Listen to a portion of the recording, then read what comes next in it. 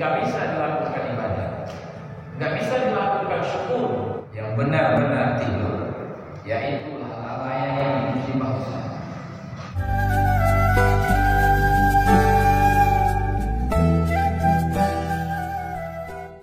Kelalaian. Nah, tidur yang dimaksud apa? Kelalaian.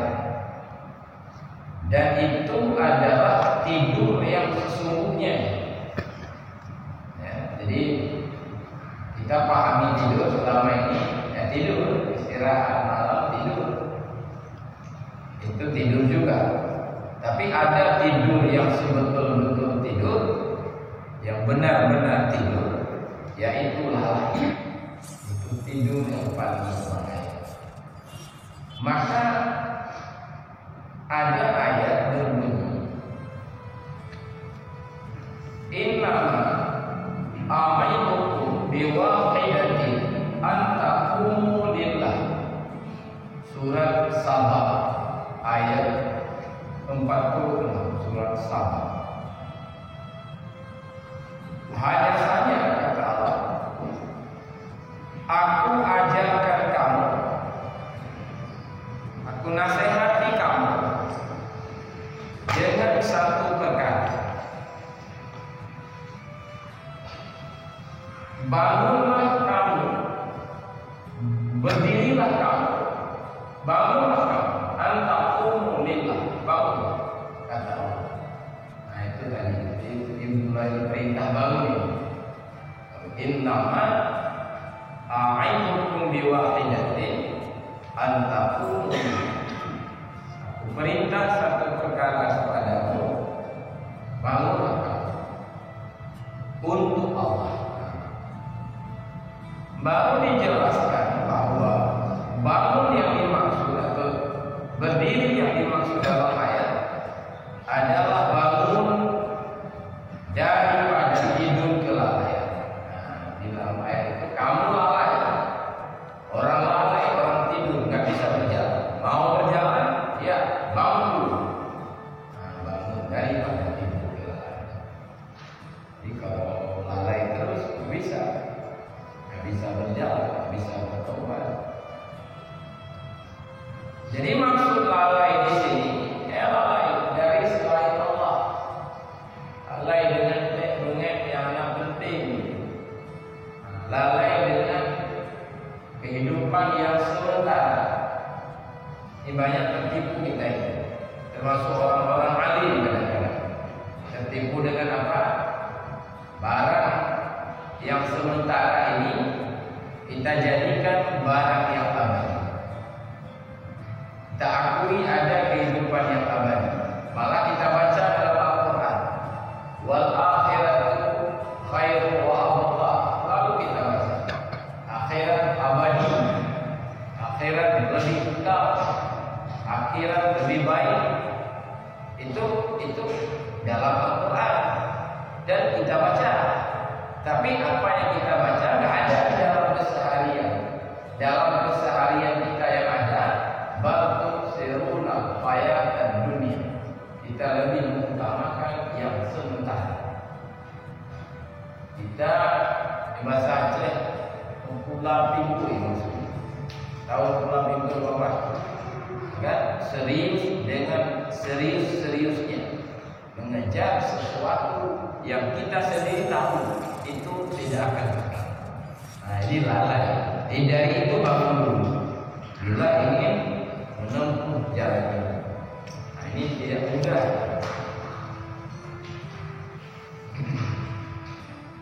Inilah yang dimaksud oleh Nabi. An-nasu niyam. Nah ini hadis ini. Manusia itu tidur. Ya, manusia tidur. Faiza matu intabahu. Maka apabila mereka mati, baru mereka terjaga.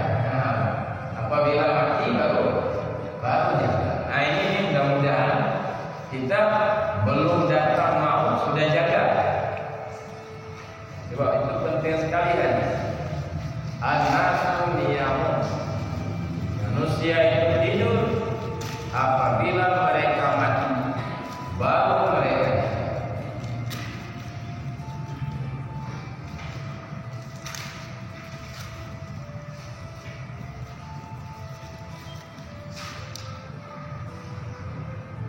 ini musibah, musibah besar yang tidur ini.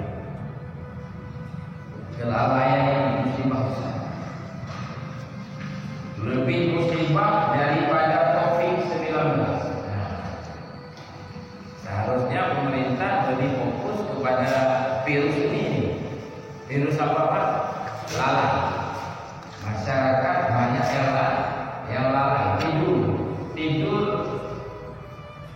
tidur hakiki namanya. Ini bagaimana ini? Ini harus dikeluarkan biaya besar-besar ini untuk menghilangkan virus ini. Virus batin namanya, lalai. Tapi anaknya opek dan itu agak penting. Hubungi di rumah orang tadi.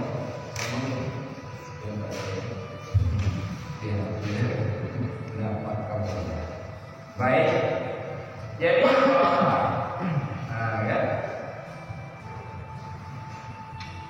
orang yang telah bangun daripada tidur kelalaian, dia itu mempunyai 3 tanda atau 3 sifat. Ini pertanyaan ini. Saya ini sudah bangun dari tidur kelalaian atau belum? Kita ini sudah bangun atau belum? Nah, ini dia orang bangun memiliki 3 tanda, 3 sifat. Pertama, dia melihat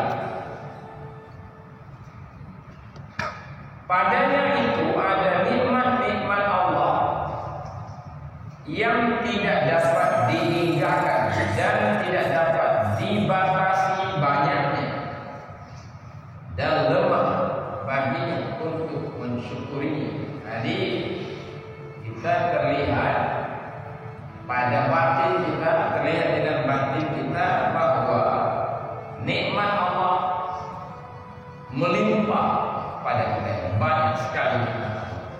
Ya, ini karena dalam satu kitab, dalam satu kitab yang lain dikatakan, walau sakit berat, sakitnya sangat berat, dan walau miskin berat, dimiskin dengan semiskin-miskinnya, sakit pun juga dengan sakit yang luar biasa. Walaupun dalam kondisi seperti itu, kita melihat nikmat Allah melimpah ada pada kita. Apalagi dalam kondisi sangat sehat, apalagi dalam kondisi sedang sangat banyak uang, dalam kondisi sakit dan miskin saja, banyak memiliki nikmat yang luar biasa. Itu orang jaga.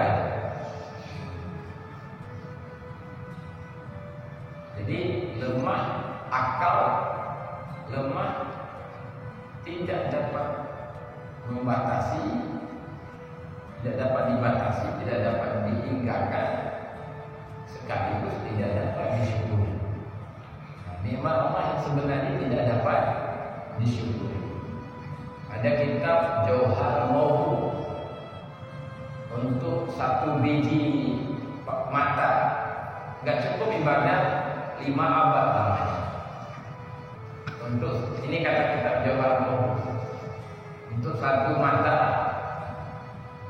kita beribadah mensyukuri nikmat mata saja, nggak cukup. 500 tahun ibadah nggak cukup. Nah, makanya kan nggak dapat disyukuri. Artinya kenapa nggak bisa disyukuri? Sebab syukur itu taufik juga. Kita dapat bersyukur terhadap nikmat, itu nikmat juga. Jadi nggak bisa disyukuri. Begitu disyukuri datang nikmat baru, itu nggak bisa disyukuri.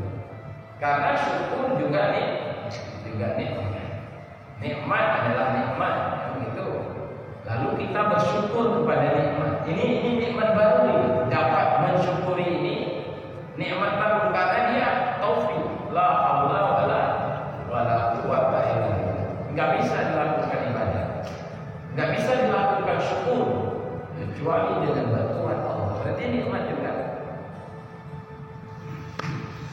Maka nikmat terus bertambah-tambah dan berganda-ganda yang menghendaki kepada syukur. Dan nikmat yang didapatkannya oleh seorang hamba itu merupakan pemberian semata-mata, pemberian karunia namanya. Semata-mata itu maksudnya sedikit pun tidak terlibat hamba untuk memperoleh nikmat, semata-mata karunia. Itulah tadi la haula wala quwwata. Enggak ada daya, kita enggak ada daya. Ini masih hidup bukan kekuatan dari kita sendiri. Masih hidup malam ini dan masih bisa mengaji. Dan karena Covid, masih sehat. Ini perbuatan siapa ini? Kita sendiri atau bersama-sama kita terlibat, Allah juga terlibat. Bagaimana sebetulnya? Tak ada terlibat. Sendiri dia bekerja. Qul huwallahu ahad. Esa baik dalam berbuat, esa dalam zat, esa dalam sifat, esa dalam perbuatan. Itulah makna wahdaniyah. Wujud tidak bapa mukhalafatuhu lil qawdis qiyamuhu bi nafsi wahdani esa. Esa pada tiga, pada zat, pada sifat, dan pada perbuatan. Sendiri dia berbuat. Maka tidak ada jalan keluar selain menyerahkan diri padanya. Itulah makna wa iyyaka nasta'in. Bukan hanya iyyaka na'budu sudah tidak, tapi juga wa iyyaka nasta'in. Tidak cukup iyyaka na'budu saja. Kita menyembah dan menyembah. Na'budu tidak cukup. Tetap ada satu lagi wa iyyaka nasta'in.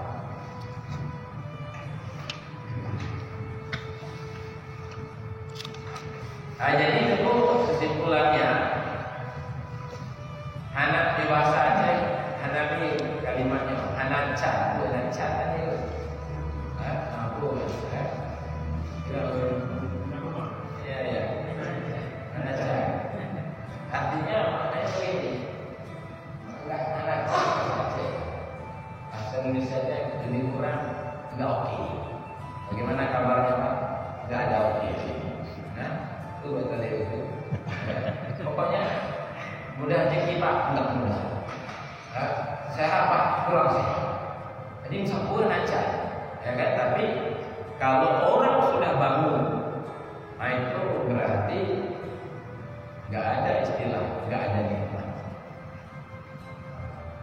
Dalam kondisi yang sangat miskin, kita tanya pada orang yang sudah bangun, bagaimana Pak? Alhamdulillah, penuh dengan karunia Allah. Padahal gelap hidup, tapi jawabannya penuh dalam karunia Allah. Padahal sedang berbaring di rumah sakit, tapi jawabannya Alhamdulillah, saya penuh dengan karunia-nya. Karena orang bangun itu. Tapi kalau kita belum bangun dari tidur kelelahan, 100 pintu toko kita miliki, satu-satu toko 1M, ya belum timbang belum, masih pas-pasan, masih pas-pasan. Karena belum bangun. Orang kalau belum bangun memang begitu kondisinya. Belum bangun dari tidur ke kelalaian. Jadi beda Pak, belum tanya, ya kan? Dia tidak pernah. Apalagi ditimpa penyakit batin, ada 4 tanda celaka. Apalagi ada tanda itu. Berapa tanda celaka? 4. Nah, satu aja dulu yang berkait dengan yang sedang kita bahas. An-nadharu ila man fawqahu fid dunya, melihat ke atas dalam hal dunia. Yang kamu tahu ini tanda celaka, melihat ke atas dalam hal dunia. Karena hebat tadi jadi Pak Kecil, kepala desa nggak hebat. Loh, kok nggak tidak hebat? Itu kan orang nomor satu. Karena ada camat di atas. Camat bupati, karena ada wali kota di atas.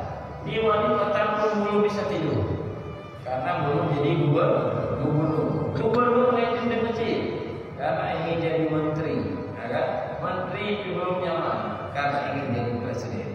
Jadi selalu hanaca. Itulah dia melihat ke atas dalam bidang dunia. Yang tanda celaka. Apalagi ada penyakit itu. Nah itu satu tanda celaka. Kita bahas 3 lagi sekarang. Penasaran. Melihat ke bawah dalam bidang agama. Nah yang tanda celaka. Kamu cuma maghrib dengan isya, saya lihat ada salat. Subuh, zuhur, asar, tak pernah saya lihat kamu salat. Apa enggak wajib? Jawabannya begini. Saya ada 2, kawan saya 1 pun enggak pernah. Nah, jawabannya. Jadi tetap sangat hebat dia, karena ada 2 waktu, kan?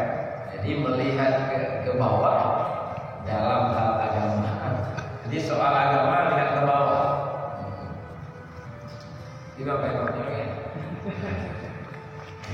Yang ketiga, tanda celaka, melupakan dosa masa lalu. Ini banyak penyakit masyarakat Islam, melupakan dosa masa lalu. Mentang-mentang selama ini sudah salat jamaah, sudah puasa Senin, puasa Kamis, sudah lupa dosa masa lalu. Padahal itu maghfuratun indallah, terpelihara di sisi Allah. Selama belum taubat nasuha, selama itu masih ada. Yang keempat, mengingat-ingat kebaikan yang sudah dikerjakan. Padahal kita belum tahu apakah itu amal kebaikan diterima atau tidak diterima. Saya nongkrong sedekah saya ke masjid berjuta-juta, diterima oleh Allah atau tidak? Panitia, kan diterima oleh panitia. Ya Allah, diterima oleh Allah tidak? Ini enggak jelas. Panitia terima, enggak jelas. Panitia panitia besar, ya kan? Tapi oleh Allah belum jelas diterima atau tidak. Tapi kita sudah hafal. Nah itu dia. Baik, itu tanda celaka. Kita masuk lagi ke sini. Tanda yang kedua, orang sudah bangun daripada tidur kelalaian, dia selalu melihat dosa dan bahaya-bahaya dosa padanya. Yang terlihat ada 2 kan? Waduh, banyak betul dosa saya. Itu terlihat terus itu. Kalau orang sudah bangun dari tidur. Ini calon bisa berangkat nih. Nah, belum tobat ini, masih bangun dulu, belum mandi-mandi. Bangun dulu dari tidur, baru mandi-mandi, baru tobat, baru berangkat. Ya hansip memakai belum pagi pelajaran Allah. Harus dengan memperbaiki diri. Alim sudah, memperbaiki diri belum bisa. Jadi selalu melihat dosa-dosa dan bahaya dosa ada pada kita, dan bersungguh-sungguh menghilangkan dosa dan membersihkan dari kotoran-kotoran dosa, dan terus berjuang untuk merdeka dari azab. Jadi itulah terlihat terus kekurangan-kekurangan. Terlihat, bukan hanya sebatas memahami begitu saja, tapi merasakan penuh dalam bahaya. Dan jika jaga, kakak bangun daripada tidur kelala. Nanti lebih jelas kita baca di depan nanti, apa malam Selasa akan datang, tentang taubat. Ini malam ini apa judul pengajian? Bukan taubat. Yaqdah. Bangun dari tidur kelalaian. Ini sekarang kita baca 3 tanda orang bangun.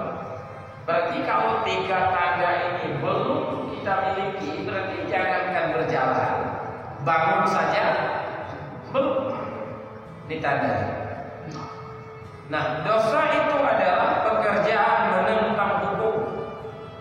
Disebut juga dengan maksiat, itu dosa. Bukan hanya tidak salah dosa, bukan hanya sebatas membunuh, tidak menuntut ilmu, itu juga maksiat. Ini menuntut seperti malam ini fardu ain ini. Bahkan ada seorang ulama mengatakan yang paling wajib dari seluruh yang wajib adalah memahami agama. Yang wajib dari semua yang wajib. Dosa yang paling besar dari seluruh dosa adalah bodoh. Tidak paham hal seperti ini, itu dosa terbesar. Wa asyaddu jahlu billah. Dosa bodoh yang paling bahaya adalah bodoh tentang Tuhan, tentang Allah. Yang bodoh yang terbahaya dari semua bodoh.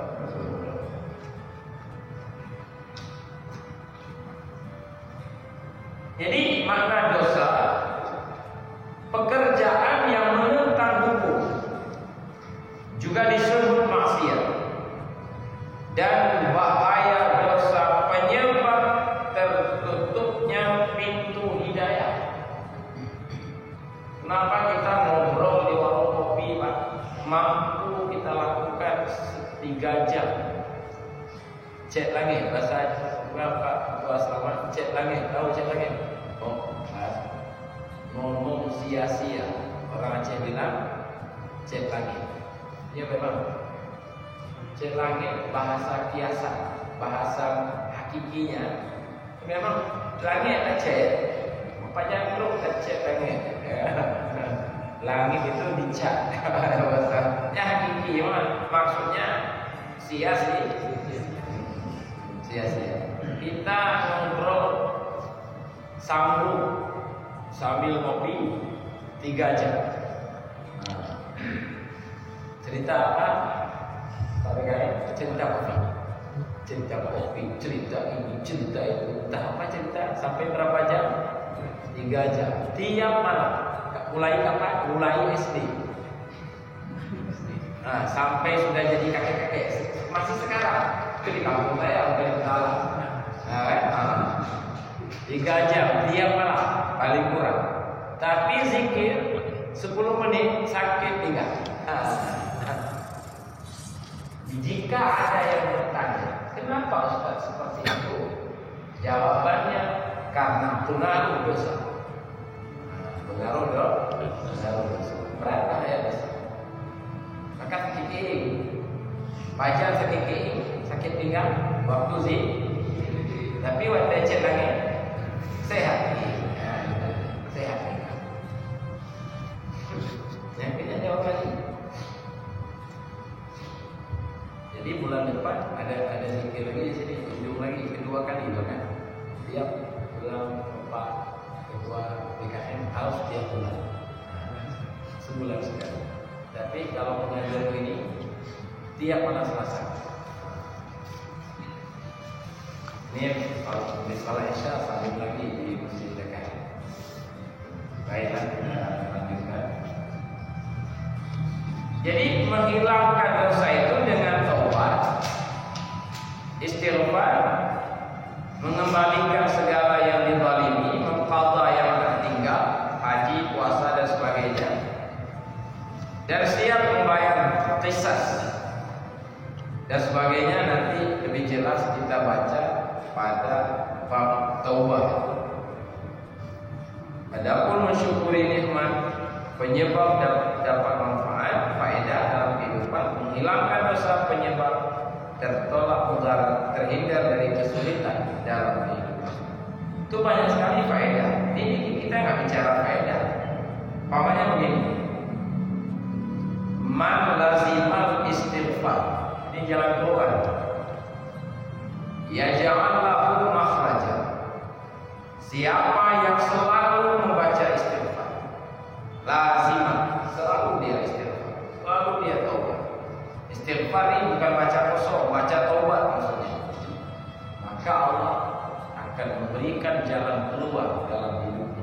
Itu faedah, bukan soal taubat. Faedah taubat. Ya janganlah. Jadi kalau ada orang mengeluh, Pak, saya banyak sekali masalah, istighfar. Istighfar bisa memberikan jalan. Nah, ini masih bicara faedah. Baik ya.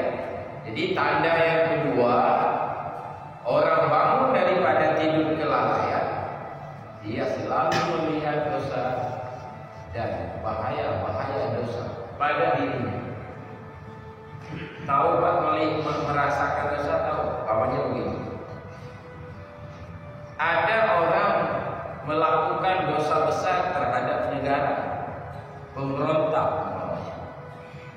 Dia sudah pakai bendera sendiri dia, kan? Tiba ukop tu pemain kali oleh TNI atau oleh Kapolri atau Panglima sudah mengeluarkan pernyataan yang tersebut itu tembak di tempat. Tembak di tempat. Fotonya sudah dipasang rata kios dan rata wilayah. Pemberontak itu umpamanya kita yang hadir semua ini pemberontak umpamanya, dan pengumuman itu sudah diberikan oleh Kapolri, oleh Panglima TNI, oleh Presiden, tembak di tempat. Foto tanya akan dipasang rata sagor. Bagaimana perasaan kita? Nah, ketika mulai ada nyaman, Pak, minum kopi nggak nyaman, duduk nggak nyaman, mau jalan-jalan nggak tentram lagi. Nah, kondisi kita nggak bisa dibayangkan tuh. Begitulah orang yang sudah bangun dari tidur kelalaian melihat bahaya-bahaya dosa. Begitulah karena tentram dia. Makanya kata Ibnu Athaillah dalam kitab Tajul Arus, hatinya pecah, tertawanya sudah payah, kusut keadaannya. Itu orang taubat yang benar. Anak tentram dia, matanya menangis terus, hatinya pecah. Itu orang bangun dari tidur. Nah, payah sih macam payah hidayah, la haula wala. Bicara taubat, maksudnya mengaji ya. Mengaji tentang taubat mudah, tapi melakukan taubat nyata sudah. Yang bicara mudah kan? Itu ketimbang sabda Nabi berfirman Allah mudah itu. Baca buku, hafal satu ayat, hafal satu hadis, itu ketimbang kan? Khatib kita yang tercinta. Jadi persilakan. Itu mudah. Hafal Quran mudah. Tapi apa yang kita hafal ada dalam kehidupan, dalam keseharian, itu sukar. Apa yang wal akhiratu khairum wa abqa. Siapa yang tidak hafal itu? Tapi ternyata hidupnya bal tusiruna ayat dan dunia. Baik. Yang ketiga, tanda orang sudah bangun daripada tidur kelalaian, dia sudah mulai mengenal hari laba dan hari rugi. Mengenal hari bertambah, hari berkurang, hari laba dan hari rugi. Kita kadang-kadang ini banyak laba. Bagaimana Pak hari ini? Sembahyangnya 5 waktu Ustaz, berjamaah dari subuh. Luar biasa. Berarti dalam soal jamaah berlaku. Baca Quran hari ini enggak? Berarti rugi. Artinya ada hari-hari yang kita lalui, bulan-bulan yang kita lalui, bahkan tahun-tahun yang kita lalui, itu ada dua macam. Ada rugi, ada laba. Pak, kapan mulai taubat? Kapan mulai mengaji? Kapan? Saya setelah kawin, umur 30 saya kawin. Sebelum saya kawin hancur betul kehidupan saya. Mabuk, kan? Tidak salat, tidak puasa dan sebagainya. Betul-betul rugi. Jadi orang yang bangun dari tidur kelalaian itu terlihat itu mana hari beruntung, mana hari rugi. Itulah 3 tanda. Bila kita memilikinya, berarti kita sudah bangun daripada apa? Tidur kelalaian. Baik. Penyebab. Nah, ini kita lanjut lagi sambungannya. Penyebab hati terbangun lalu dapat mensyukuri nikmat. Tadi kan pertama sudah melihat nikmat. Nikmat melimpah pada kita. Nah, penyebabnya ada 3. Pertama, nur akal. Apa namanya? Nur akal. Artinya akal kita sudah dapat petunjuk iman. Sehingga cara berpikir seperti itu. Akal sudah disinari oleh sinar iman. Kita kan bisa berpikir. Nah, pikiran itu ada 2 macam ya. Ada pikiran tidak dapat petunjuk iman. Ada cara berpikir sudah dapat petunjuk iman. Pikiran dia nyawa-nyawa positif. Pikiran apa ini? Nah, nyelari ada kenyi positif. Nah, pasti baru masuk positif. Nah, pikiran positif. Bagaimana Pak? Negatif. Oh, berarti selamat kan? Boleh dulu dekat-dekat karena negatif. Ya, bagaimana? Baik, baginya. Jadi kalau akal kita sudah ada nur itu, dapat cahaya iman, akal, sehingga pikiran kita bagus, selalu berpikir yang benar, yang bagus. Itu satu. Yang kedua, penyebab juga mendapati cahaya-cahaya batin, yaitu ma'rifah, atau dengan kata lain waridat-waridat yang datang ke dalam hati. Kenapa tiba-tiba yang sadar? Kenapa? Tiba-tiba ada semua kita mungkin mengalami. Tiba-tiba datang ke dalam hati. Oh ya Allah, umur saya ini sudah 60, ini bagaimana? Tinggal waktu sedikit lagi. Ya kadang itu waridat. Itu waridat namanya. Waridat datang ke hati, penyebab orang dekat dengan Allah. Maka bangun dia, terlihatlah rupanya nikmat luar biasa. Padahal kita nggak banyak uang, kita hanya naik sepeda, nggak punya mobil mewah, kita nggak punya gaji yang besar. Tetapi dalam kondisi seperti itu, rupanya nikmat Allah melimpah. Kita masih sehat, kita masih bisa ke masjid, kita masih bisa mengunyah makanan, kita masih bisa menelan makanan.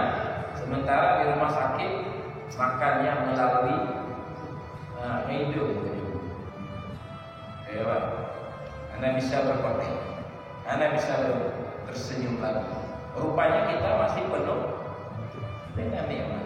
Padahal dalam kantong tidak ada duit, tapi nikmat. Kok nikmat Pak? Padahal nggak ada apa-apa. Siapa bilang nggak ada apa-apa? Saya masih punya nafas, masih bisa bermakan, masih makan 3 piring 1 hari, masih bisa tersenyum. Apa bedanya saya dengan orang yang kaya raya? Apa sih? Saya selalu bilang dalam ceramah, tapi orang tertawa. Padahal saya serius. Nggak jauh beda orang kaya dengan orang miskin. Sedikit aja bedanya. Orang kaya banyak uang, orang miskin nggak ada uang. Kan sedikit sekali bedanya. Saya tanya, kok tertawa Pak? Ike bilang, kan? Betul itu. Bedanya hanya sedikit. Orang kaya banyak uang, orang miskin nggak ada uang. Nggak jauh beda. Pakainya sama. Orang kaya raya bajunya bisa pakai 1 peci. Nah, Jokowi baju pakai peci satu. Padahal dia banyak uang. Pak Prabowo 1 juga. Padahal dia banyak. Dia pakai sabar. Jadi kalau orang kaya ada kopi, ke nombor kopi 1 gelas. Pakai yang boleh sabodro. Kalau sampai ini, kopi sabodro. Karena kami acil, tambah acil bawa anak pen. Bahkan menjual kopi karena lambung hanya je kopi. Padahal udah belum kopi, tapi nggak bisa minum kopi. Nah, ada di kampung saya kopi. Daerah saya banyak kali dia warung kopi. Tapi satu gelas pun dia tak pernah minum kopi. Rupanya rezeki semut jatuh ke dalam apa itu? Haji baju mati. Laki haji inna lillahi wa inna ilaihi raji'un. Mati dalam kubur. Kan? Itu dia. Jadi walaupun kelihatannya lucu itu benar.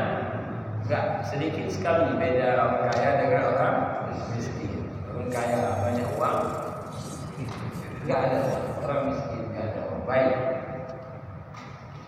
Itu kedua. Datang waridah di dalam maka terbangun hati sehingga kita mensyukuri nikmat. Yang ketiga, penyebab yang pertama ni kita kan tadi ngaji 3 tanda.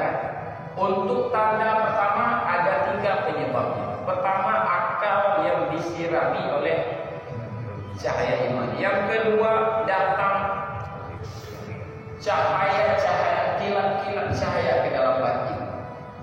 Bahwa ini datang bisikan-bisikan yang bagus sehingga kita terbangun. Nah itu dia. Tidak bisa kita sampaikan itu dengan bahasa karena hanya orang yang mengalami aja tahu. Saya pikir semua kita pernah mengalami yang baik-baik seperti itu. Yang ketiga, mengambil pelajaran dari ahlul bala. Apa namanya? Ahlul bala. Ahlul bala apa? Orang yang lupa kepada Allah selalu. Kita dapat melihat iktibar dari mereka. Ahlul bala. Ahlul bala orang yang hatinya lupa kepada Allah. Lesu dia dalam berbuat ibadah. Itu orang bala. Ini bukan tsunami, ini bukan COVID-19 balanya. Apa balanya Pak? Hanya di ibadah. Tidak pernah ke masjid, tidak tahu taubat, selalu terhijab. Jadi lupa kepada Allah, lesu dalam beribadah. Kita dapatnya iktibar dari mereka. Bisa kita ambil pelajaran dari mereka. Oh ya Allah, kalau saya seperti dia, hancur kehidupan saya. Nah ini kita dapat ambil iktibar. Jika ada kawan-kawan macam kita tidak masuk, lalai terus. Dikit banyak berbahaya. Kalau saya seperti itu, bagaimana nasib saya? Lebih-lebih di hari akhirat nanti. Nah itu 3 penyebab timbulnya yang pertama tadi, tanda bangun dari tidur, yaitu melihat nikmat dan mensyukuri nikmat. Ada seorang ulama besar dari Mesir namanya Dr. Ali Jum'ah. Dia juga menulis kitab-kitab seperti ini. Mengambil pelajaran dari ahlul bala, dia memahami lain lagi. Makna ahlul bala, orang yang di bawah kita dalam bidang dunia. Kita punya apa bang? Sepeda motor, punya mobil namanya. Lumayan sekali karena orang lain sepeda pakai. Kita pakai sepeda, lumayan juga. Tetangga kita jalan kaki. Kita jalan kaki, lumayan juga. Tetangga kita masa cacat kaki. Kita cacat kaki, lumayan juga. Tetangga kita sudah meninggal dunia. Bertukar kaki uji nanti. Nah, kan sudah musibah tadi mengambil pelajaran dari orang-orang yang berada di bawah. Itu kata Ali Jum'ah. Baik, sedikit lagi mau azan. Azannya jangan lupa sampai waktu belum. Aduh menit itu ya, Mas. Ya, menit. Ya, jadi lainnya kita tambah 1 jam. Jadi 1 jam 3 menit lagi. Sedikit lagi apa-apa sedikit. Kita tutup nanti Selasa depan langsung kita masuk bab baru. 2 menit lagi kita pakai. Penyebab yang kedua tadi melihat dosa dan bahaya-bahaya dosa. Pertama mengenal kebesaran Allah, penyebab dia takut pada dosa, siksa Allah, lemah untuk menentang azab. Terlihat itu penyebab kita memahami bahaya dosa. Yang kedua, mengenal diri adalah makhluk yang hina. Kita ini buatan ini. Kita ini ciptaan, karya Tuhan. Jadi hina sekali buatan. Hidup karena dihidupkan, sehat karena disehatkan, masih segar-segar ini. Kenapa? Disegarkan oleh Allah. Enggak kena COVID, diselamatkan. Jadi sangat hina buatan. Nah itu dia. Yang ketiga, memahami janji-janji, ancaman, wa'id namanya. Kan ada ancaman dalam Quran, hadis, orang-orang yang bandel, maka bahayanya begini-begini. Nah itu. Tanda untuk yang terakhir. Apa tadi yang terakhir? Memahami hari laba dan hari rugi. Kan itu yang terakhir. Nah itu penyebabnya pertama, rutin hadir dalam majelis ilmu. Kalau orang yang rutin hadir dalam majelis ilmu, dia akan melihat hari laba dan hari rugi dalam hidup ilmu. Yang ketiga, memelihara kehormatan waktu. Maksudnya kita harus memahami nilai waktu. Waktu ini Pak, kita nggak bisa ibadat. Coba ibadat 2020, coba. Ya Pak, tengok 2020 banyak sekali lalai, tidak beribadat. Dan mau kita ibadat sekarang untuk 2020, bisa nggak? Enggak, waktu begitu hilang dia, nggak bisa dikejar. Maka kita harus memahami nilai waktu. Tapi Pak, saya selama ini 2021 ini sangat hebat beribadat saya. Itu untuk 2021. Yang rajin sekarang itu untuk tahun sekarang, untuk masa lalu tetap nggak bisa dikejar. Paling-paling diqadha kalau bisa. Paling-paling. Bapak ini rajin nggak berzikir 2021. Dia malah la ilaha illallah. Untuk tahun berapa itu? Tetap untuk 21, untuk 20, 19.